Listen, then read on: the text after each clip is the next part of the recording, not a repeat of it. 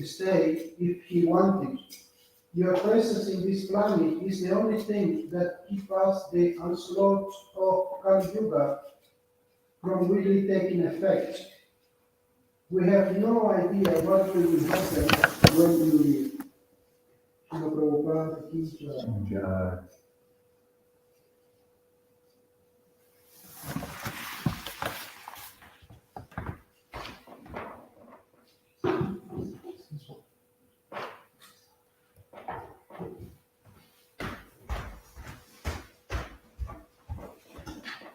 You're reading Srimad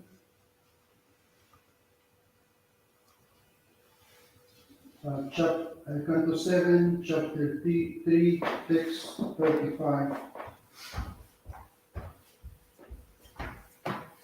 Yadi. You can for the first time. Dasyasi Abhimatan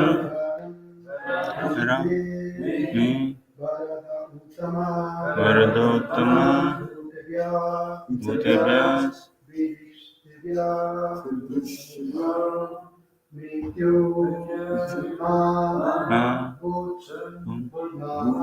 Mama Prabhu Yadi dasyasya vimatam Yadi dasyasi vimatan Yadi dasyasya vimatan Varanmiva varottama Varanmiva varottama Bhutevyastvadvishribhetebhyo Bhutevyastvadvishribhetebhyo Mrityurma Bhunmamo Prabhu Yadi dasyasi abhimatam Varanme Varadottama Bhutevyastvadvishribhetebhyo Mrityurma Bhunmamo Prabhu Yadi dasyasi abhimatam Varanme Varadottama Bhutevyastvadvishribhetebhyo Mrityurma Bhunmamo Prabhu Yadi dasyasi abhimatan Varanme Varadottama Bhutevyastvadvishribhetebhyo Mrityurma Bhunmamo Prabhu Yadi dasyasya abhimatan Yadi dasyasi abhimatan Varanme Varadottama Varanme Varadottama Bhutevyastvadvishribhetebhyo Bhutevyastvadvishribhetebhyo Mrityurma Mama Prabhu Mrityurma Bhunmamo Prabhu Yadi dasyasi abhimatan Varanme Varadottama Bhutevyastvadvishribhetebhyo Mrityurma Bhunmamo Prabhu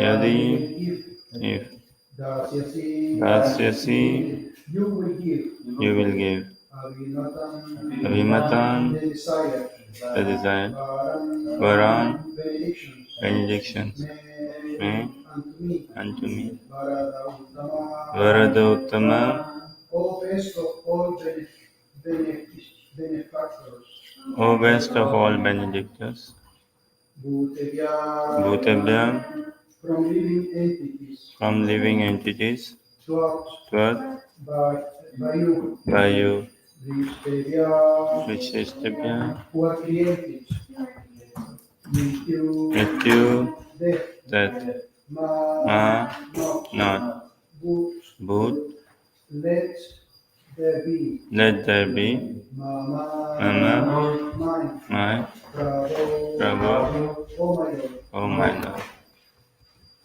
Translation, O my Lord, O best of giver of benedictions, if you will kindly grant me the benediction I desire, please let me not meet death from any of the living entities created by you.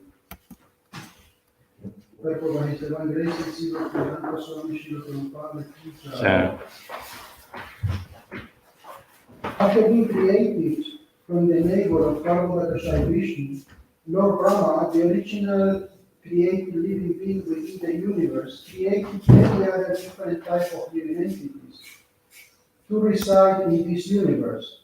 Therefore, from the beginning of creation, the living entities were born of a superior living entity. Ultimately, Krishna is the supreme living being, the father of all others. Aham Vichar Pradapita.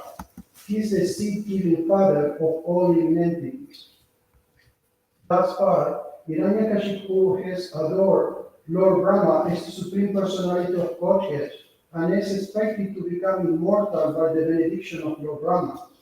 Now, however, having come to understand that even Lord Brahma is not immortal because in the end of the millennium, Lord Brahma will also die, Hiranyakashipu is very careful asking him for benedictions that will be almost as good as immortality. His third proposal is that he not be killed by any of the different forms of living entities created by Lord Brahma within the material world. Yaditasya vimatam varame vararottama uteya tvajvishteryo mityo namo prabhu. Translation again. O my Lord, O best of the giver of benediction, if you kindly grant me the benediction I desire, please let me not meet death from any of the living entities created by you.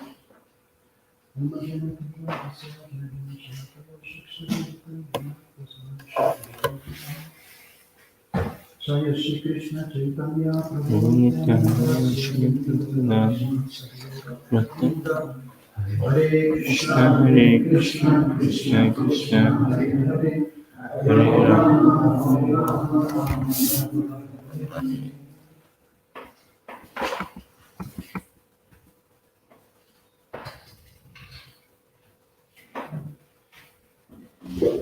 Lord Brahma is often considered the original creator of the universe. But this is one of the many misconceptions, especially in India. As we know, even though Lord Brahma sometimes is known as unborn or without a father, actually he was created by Gandaki Vishnu. As you remember, Lord Brahma, he came from the navel of Gandaki Vishnu. And then he was all of a sudden sitting on top of a lotus flower, and he didn't know where he came from, what was his purpose in life. He didn't know anything. So he went down the stem of the lotus flower, and he went up again, and he could not see anyone. It was all darkness around him. And he could not even see Gandaki Vishnu, from which navel this lotus flowers came. Because it's not possible to see Krishna with material eyes. So at that point, Lord Brahma was in ignorance of his existence. So he decided, okay, let's try something different. So he started to meditate.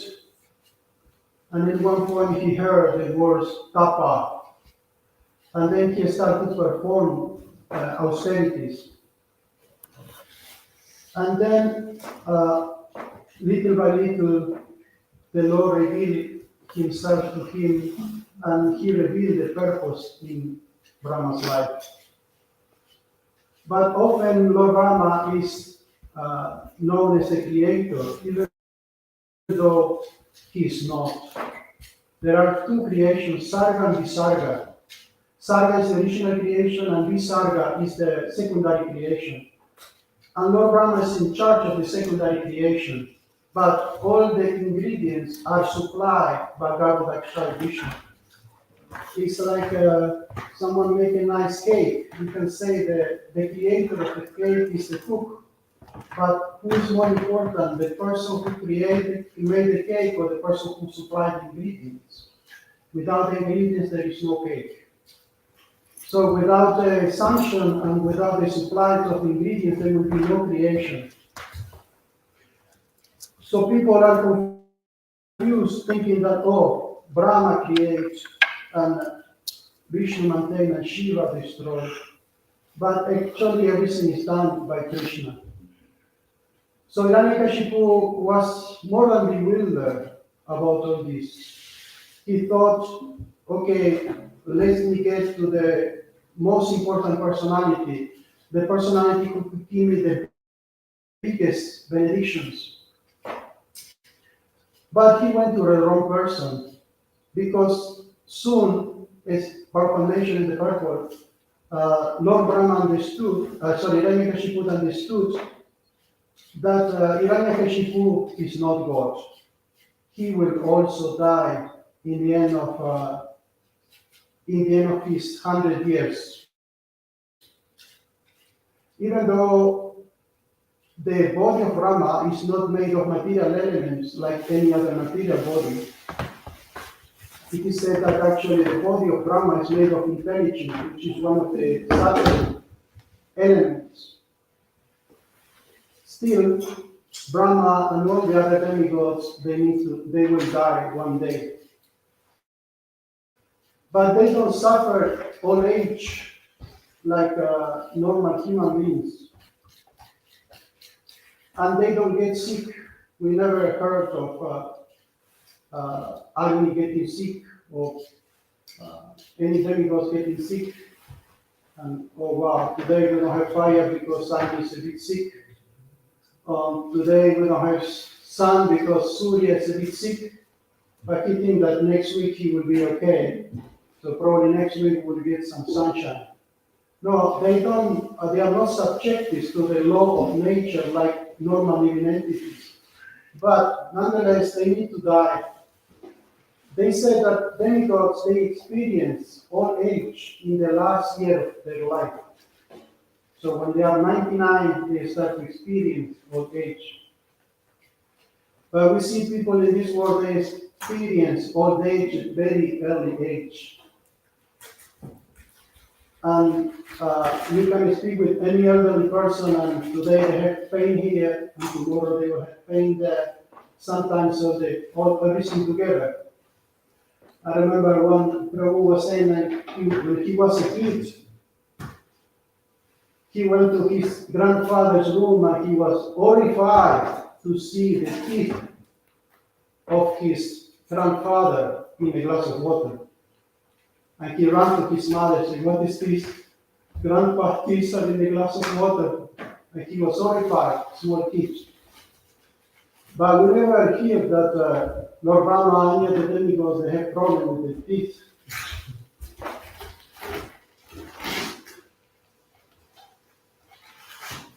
One time Prabhupada met this priest in France. And Prabhupada asked him, "So how are you doing? How is your health? Do you still have your teeth?" Because this is the thing we suffer when we get old. But that's not the case on any of the demigods. They don't suffer old age and disease, but they have to die. So Hiranyakashipu, he decided, because the intelligence of, even though he was very intelligent, he was very sneaky. He had very sneaky intelligence. So he decided to ask something which is not directly what I want, but is something that you will get me eventually there. So he started asking for all these benedictions. And this is the first one. He said, I don't want to be killed by any living entity in this material world. And as we know, mentioned in the scriptures many times, param param nati param natesham. In this world there is danger at every step, and we can be killed by so many living entities.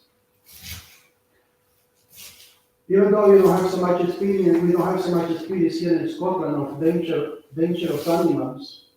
But in other parts of the world, you go for a swim and you can be eaten by a shark or a crocodile or a piranha if you go to the Amazon. In fact, I was reading a book, very interesting book by Jaina Swami. It's called Drums Along the Amazon. I don't know if you heard about it. It's a tiny book.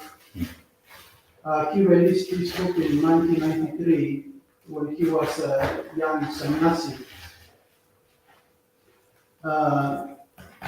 Actually, when he took sannyas, they asked him, where do you want to go? And Vidananda Maharaj asked him, why don't you go to South America for a nice adventure? So they suggested that he will go to Brazil. And he said, okay, maybe I can go by jeep. I said, no, Maharaj, I have no road to there. Or maybe I can go by train. No, Maharaj, I have no airports in the jungle. So they encouraged him to go to preach to the tribes in the jungle. So Maharaj is telling very interesting stories, how he had never seen animals like he has seen there. He said that there are lizards that they are like 15 feet long, which is 4.5 meters long. And he was wondering why we never seen this. We don't see that on internet, on YouTube. The reason is no white people ever step any foot in these places. So he was one of the first white people that went to these remote places. And there is something that will probably blow your mind, but it's mentioned there. I'm not making this up. You can buy the book and read it, and it's there. He said that in some remote places of the jungle there are still some dinosaurs. Wow. Yeah.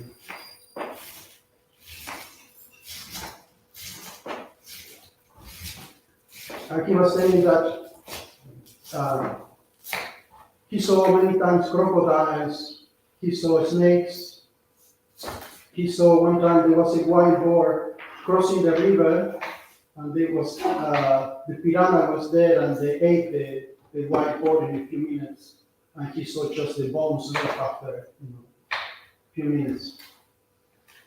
And he also said that when he was in a boat, he saw some insects.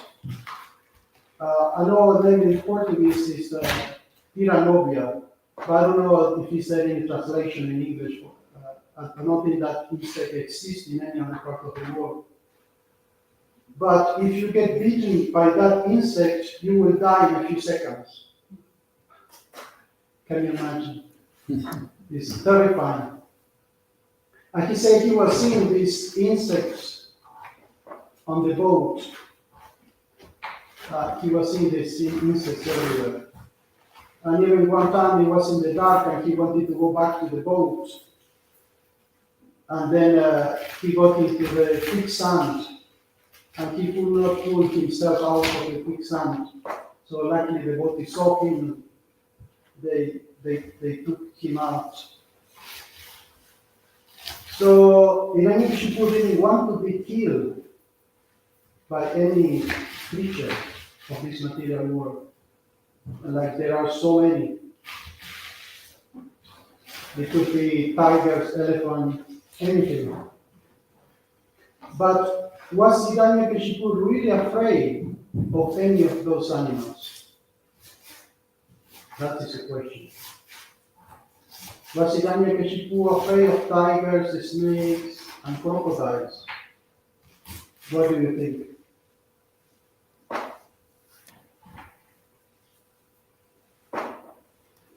No, he was not. He could crush them with one finger. But by his experience, as his brother got killed by an animal, by a wild boar, Barahadev, he was preventing this situation to happen again, trying to prevent from this same thing happen to him. So he said, I don't want to be killed by any animal, any creature in this universe.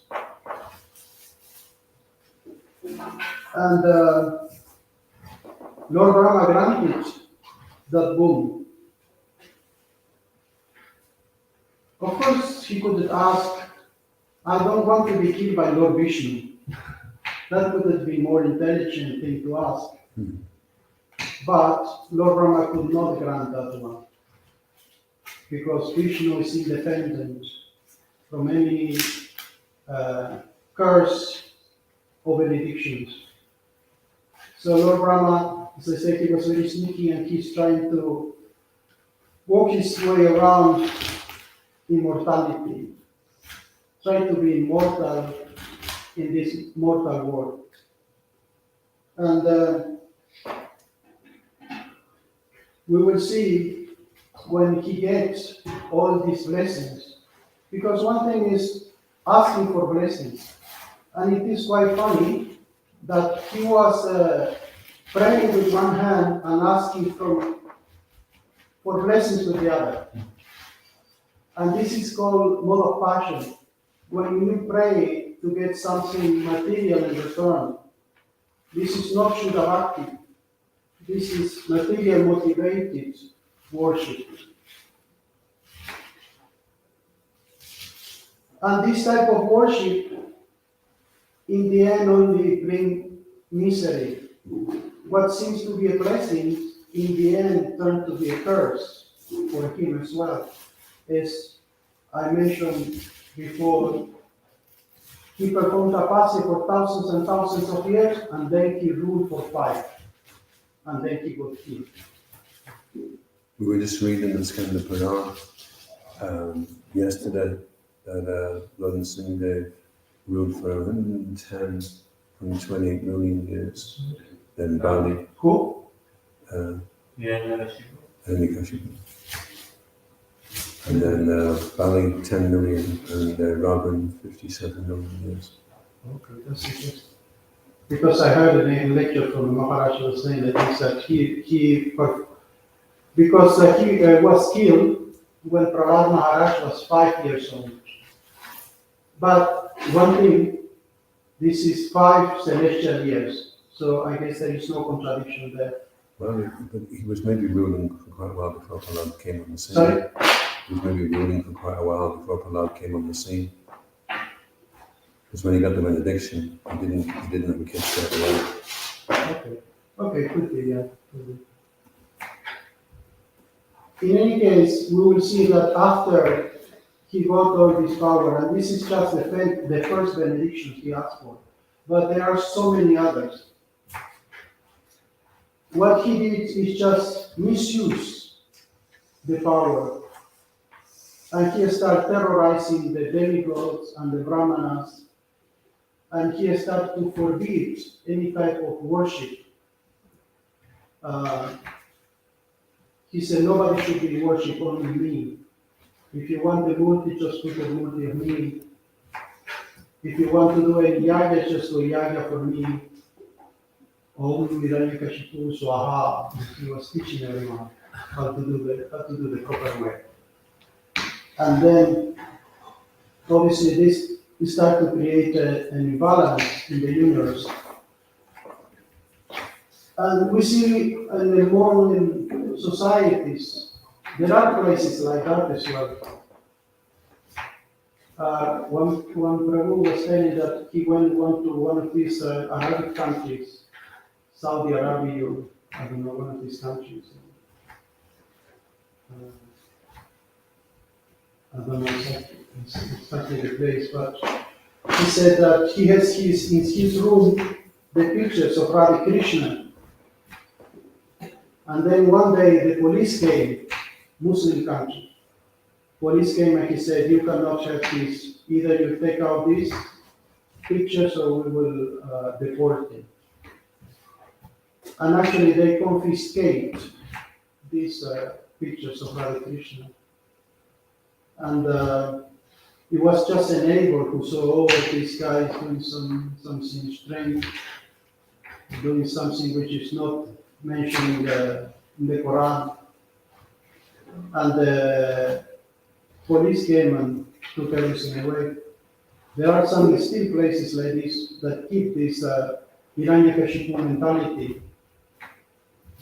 And there was this also Prabhu who was in one of the Pacific islands, and he said that one small island there is a king there.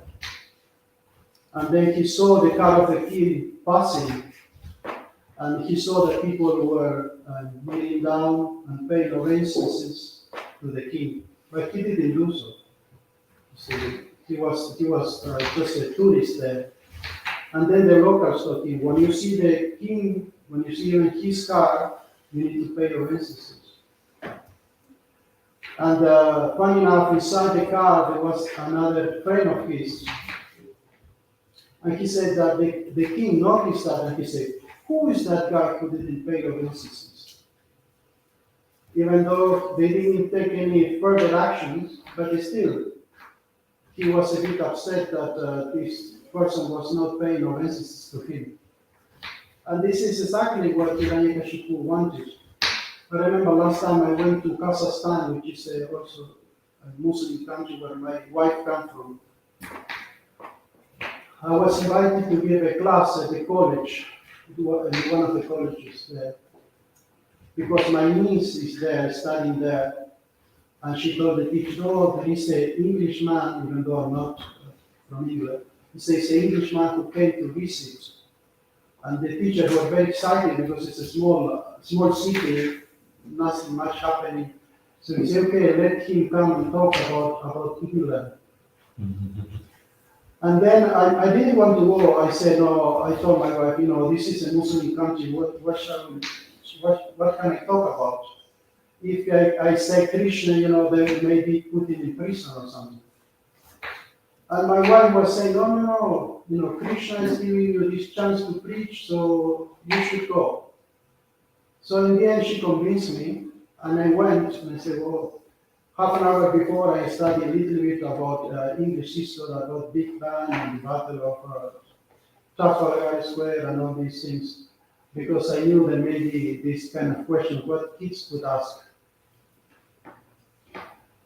And actually, I remember that Prabhupada said, if you cannot preach directly about Krishna, at least talk about common sense.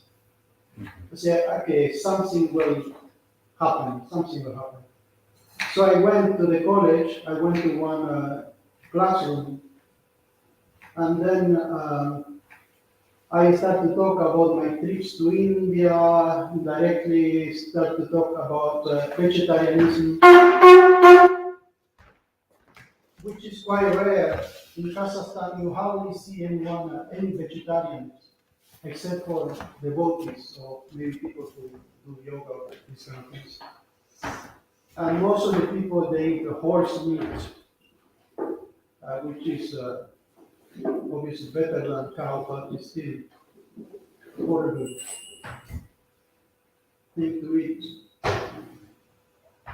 So I started to talk about vegetarianism, and I think I said Krishna one or twice. And in the end, it was quite good. I went from class to class. I went to 2-3 classes just talking about England and vegetarianism. But you need to be careful in those places because if you're lucky, you just get deported, but you can get killed for anything. And Hiranyakashipu was in this frame of mind that I don't want anyone worship anyone else than me. I'm the supreme controller. So, of course, things didn't done very good for him in the end, because he got killed like everyone is adjusting to the will of time. Yachaksureva Savitasa Kanagahanam. Samusti Buddha Yatisha Tesha Yasam Bhutan. How's it? What's the start? Okay, I forgot. That's one time ago. Anyway, in this verse of the Brahma Samhita explains that everyone is adjusting to the will of time, to the sudarshan, to the will of time. And normally living entities just die due to the influence of the time. But in the case of powerful demons like Hiranyakashipu, they will not die of old age, because that's not the plan of the Lord. When Krishna decided to bring these demons to earth, establishing Krishna the cause of all causes, he do it in a sportive manner to practice some fighting skills. So when he decided that, okay, Hiranyakashipu should go to earth as a demon and terrorize everyone, then I could perform the pastime as Nishikare. And we see that in every incarnation, or most of incarnations, those pastimes are there where Krishna exhibits his supremacy, and no one can defeat Krishna. So this modern misconception that there is another creator, another annihilator other than Krishna is just a mistake. And we see Hiranyakashipu is making mistake after mistake. First, he had the wrong motivation. He just want to be powerful, he want to be immortal. And then he did the wrong practice, just practicing tapasya, which was quite common in those days. But he had the wrong motivation. And also he got the wrong result. So everything went wrong for Hiranyakashipu. Nothing sublime about the life of Hiranyakashipu. The only sublime part is when he was killed by Nishikare. This is the only good part of his life. When he finally had to pay for all his sinful activities, and especially for the offense of offending Prahlad Maharaj, because the Lord can forgive any offenses, but he cannot forgive when the devotees get offended. So this was like the last drop in the cup for Hiranyakashipu, when Krishna said, okay, enough is enough. You terrorize the Brahmanas, you stop all the worship, you have done so many mischievous things in your life, and now you're offending Prahlad Maharaj. That's it. And that time the Lord came, and we will see what happened when the story unfolds and how he finally get killed. And that make everyone happy. When the demon get killed, that bring auspiciousness to the universe.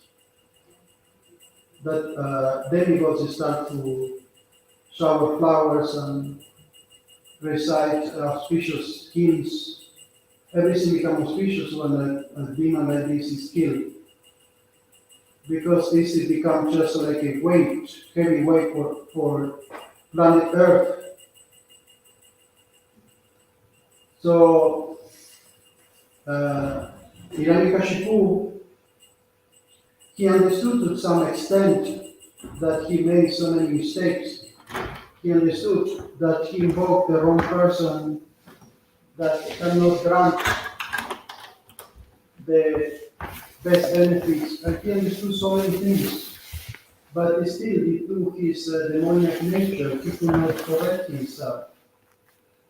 He couldn't say in one point, okay, I understand, I need to worship Krishna, because Brahma is not the supreme. Who is the supreme? And he has very big intelligence, he could understand that. But it never happened. He never got to that conclusion until the end of his life, when he finally got killed. So, this is important lessons for everyone, that we should always try to find who the Supreme is and to worship Him. And in the Bhagavad Gita explained that there are these two natures, demoniac nature and divine nature. And normally, demoniac people, they never approach Krishna. And divine people, they naturally feel attracted to Krishna. We see this even when sometimes we go on Harinam, and we see sometimes people covering their ears. I saw it when we went to class when there was this girl, covering her ears. They don't want to hear about Krishna. It's painful for the ears. But if one is of the divine nature, he will feel attracted when they see the body. Say, oh, this is nice. I like this philosophy. I like this food. I like this chanting. They naturally feel attracted to Krishna because Krishna is the most attractive. And the only thing that is preventing us from seeing Krishna is this envy, this demoniac nature. But in Kali Yuga, this demon residing inside us can be starved to death if we practice Krishna consciousness. Like we have Hiranyakashipu inside all of us. Sometimes it comes out, sometimes it stays in a dormant situation, but it's always there. It is said that the demon and the devotee they live in the heart of every living entity. So by practicing the chanting of the holy name of Krishna, by association with devotees, by practicing the process of bhakti, we can make this divine nature more prominent and the demoniac nature be practically killed by the grace of Krishna, by the grace of spiritual master. So this is a lesson that we learn from Srimad Bhagavatam, from this wonderful pastime, that we should find the original cause and we should serve him, and in this way become completely happy and peaceful. So this is the message for today. Is there any comments or questions? Yeah, thank you for answering.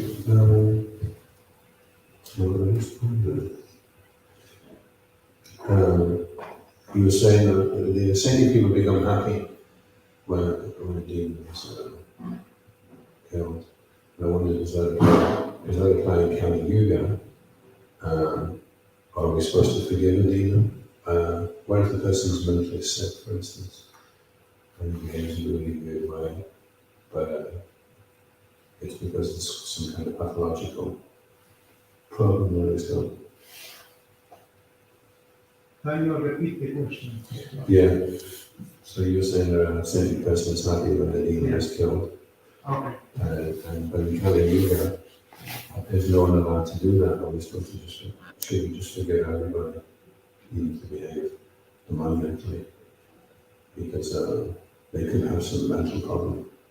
The demons. Yeah, the person's acting like a demon could just be like a nutcase. And then in his sane moments, he's okay. So how do you know, obviously you shouldn't go out killing everybody, but at the same time, you're supposed to be happy if you see someone that's demonic who's killed. Maybe you don't kill himself, but maybe he falls down a manhole and you feel a celebration. Yeah. Well, we have a case, and Prabhupada first, and when, what's his name, Mr. Nair, there was It's been there. Juhu, Yes. Juhu property, that he was of that demoniac nature, and he finally died. He had a heart attack, as far as I remember. And then Prabhupada said, "Ah, thank you, Krishna." Prabhupada was very happy because this demon was creating so many disturbances for the devotee. Devotee in general is not happy by anyone dying in general. By the other cases like Mr. Nair, that they're creating so many disturbances. They said that even a saintly person become happy when the snake is killed. This comes from Bhaktisiddhanta Saraswati is saying this. That even a saintly person, even though we are not happy to see any animal being killed, but a snake is envious by nature. So if you get killed, then it's fine. So you don't directly do anything. Like Srila Prabhupada said one time, somebody was really antagonizing the woman right now in a bus, and she's reversing, just touched him, and he fell down dead. And Prabhupada said that was Balaram's karma. So we don't directly get involved, but we just... Yeah, yeah, we don't get involved. Sometimes we just need to let karma do its job. I remember one time I had a problem with my neighbor, not here. My niece, she had a small chicken, and one of my neighbors, who was in my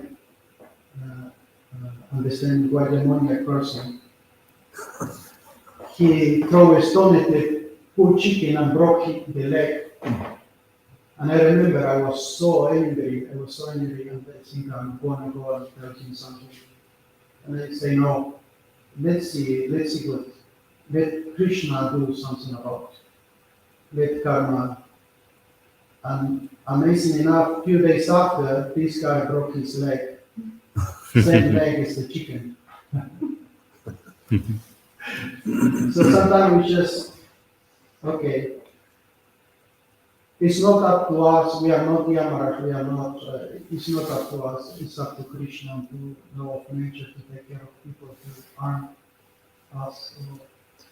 There was a story, there was one man who was cheating, it was those who was cheating about giving them cheap cement, he was mixed with something else, and he was on this veranda, and in his house one day, and the veranda collapsed, because it was the same rubbish cement, and he died. So, Karma never fades. Material law will fade time to time, but karma will never fade. So whatever bad things or good things we do, we get a result from it. It will never fade. So sometimes we just need to wait and see what happens, see how Krishna deals with the situation, and not take the law in our own hands. Which is not always easy, which is not, especially if we were affected by that particular situation. Thank you, bro. What problem would Lord Brahma have, say? Hiranyakashipu is asking, let me not meet death from any of the living entities created by you. So why would Lord Brahma have a problem? Because he knows, okay, Lord Vishnu is there. Lord Vishnu is not created by me. Lord Vishnu killed Hiranyaksha as well, Hiranyakashipu's brother. What problem Brahma will have with that? Yeah, so why was Lord Brahma not kind of satisfied with this proposal by Hiranyakashipu? But he granted all the boons. He granted all everything that the reason Brahma didn't want, because he knew that if he give the power, all the powers that he wants, he will terrorize everyone else.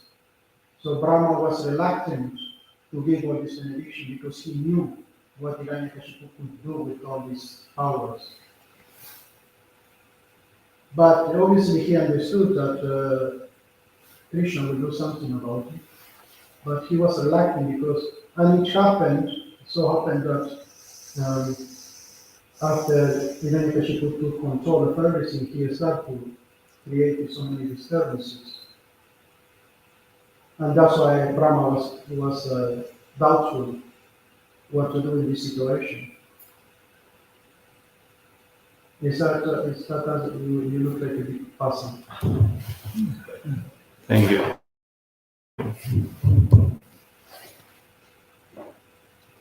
Okay, anything else?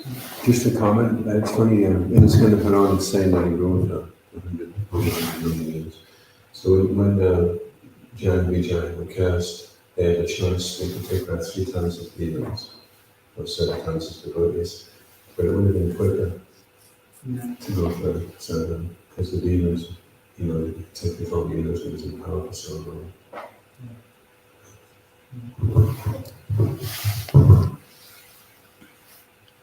We have probably many other people who are choosing to be devotees and not to have all these troubles and not to create any disturbances, but they were so eager to come back to the original positions, the service of Krishna, that they decided, okay, let's be demons, 3 lifetime will pass week, and then we can come back and be again with Krishna, in the association of Krishna.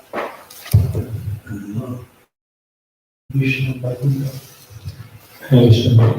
Is someone, say, offending knowingly or unknowingly a devotee? Is it bad karma or can it be clubbed under karma? No, it's not karma, that is a reaction. It's a different category. Because karma is when you do something material, good or bad, and then you get a good or bad result. But in spiritual life, if you offend the devotee, that's not under the law of karma. This is the punishment of Krishna. This is the punishment of Krishna. It could look like karma because Krishna will arrange in such a way that you may get something similar. Like I told a story of one time I was walking with the Prabhu and he knocked his head on a light pole and he got blood and everything. And I was frankly looking around for neighbors to help him. And then I was very heavy with him. I said, "You're so stupid. How can you hit your head? You don't look. You are not looking, or you are walking." And then next day, the exactly same thing happened to me. I hit my head in a light pole, and I fell down on the street. Exactly the same thing that I criticized, and I was offensive, I could say, because I was quite heavy with this problem. I called him names and so on, but I read it later on, but yeah. Never understand. That's an example of one devotee went to check the water level in the car, and it was hot, and he took the radiator cap off and the hot water went in his face. And wondered what he was laughing at then. But that day he came back with a black eye, somebody punched him in the same place when he totally hit the hot water on him. Amen. So we should be very careful with that. It's not just stories to laugh at, it's Yeah. actually something we have to take serious. Unless we're quite happy to have the reaction. The other thing as well is if you give them a class and you make it up as really heavy statements, I used to find when I was out on Sunday, they all come back at me, And there was one boy who was really going ho, and then he was on the side telling he was really proud, and he said, I think it's because I was over the top in the class, and now Chris has shown me that I'm not that far at myself. Yeah, that's true. Because Krishna, if you say it's actually dangerous that when you give a class, because Krishna will test you later on for what you say. And what Prabhupada was saying that is, I have also so many speakings of that, laughing about something and then getting the same thing. You need to be really careful. It's like an edge of a razor. So, scripture association with devotees is like the edge of the razor. You need to be careful. You give one step wrong direction and you could get bad reaction. Okay, forgive all my offenses. Srila Prabhupada ki jai. Grace Gandaki Prabhu ki Jai.